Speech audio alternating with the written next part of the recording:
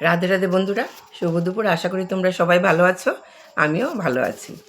শ্রীকৃষ্ণ সেবার মধ্যেই তার প্রেমই হচ্ছে মহাসুখ, সব সুখের উপরে।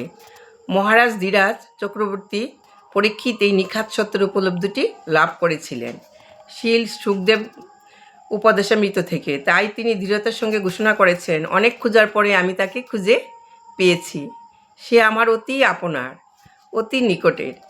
সে আমার হৃদয় গৃহেই থাকে, কিন্তু গৃহটি অনাদিকাল ধরে গভীর অন্ধকারে সমাদৃত বলে তাকে দেখতে পাইনি। হরে কৃষ্ণ, হরে কৃষ্ণ।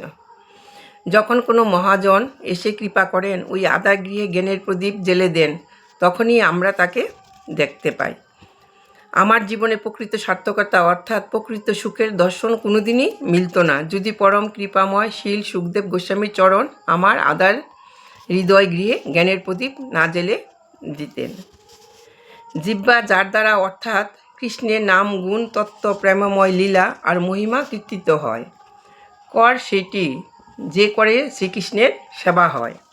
প্রকৃত মন তাকেই বলা চলে, যে মন প্রতিটি সচলে অচলে অর্থাৎ একটি মানব থেকে আরম্ভ করে একটি ক্ষুদ্রাতি ক্ষুদ্র কীটে আর চন্দ্র সূর্য তরুলতা সমুদ্র পর্বতে যেদিকে চায় সেদিকেই শ্রীকৃষ্ণের লীলা মহিমা আর সৃষ্টি বৈচিত্র্য দর্শন করে। নদী দেখলেই যমুনার মধুর স্মৃতিতে বিভোর হয়, পর্বত দর্শনে গিরিরাজ গোবর্ধনের অনুভবানন্দে বিভোর হয়। কুসুমিত কাননের সম্মুখে দাঁড়িয়ে শ্রীকৃষ্ণ লীলাঙ্কিত ব্রজভূমির অনুভবানন্দ আসে। গো গোষ্ঠীর দর্শনে ব্রজের গোষ্ঠলীলায় ফুর্তি আসে। প্রকৃত মন তাকেই বলে, সেটি যে কর্ণ অর্থাৎ তার শ্রীকৃষ্ণের পবিত্র লীলাদি শ্রবণ করে। এই বলে আজকে বন্ধুরা পাঠ শেষ করেছি। তোমাদের পাঠ কেমন লেগেছে কমেন্ট করে জানাবে। রাধে রাধে।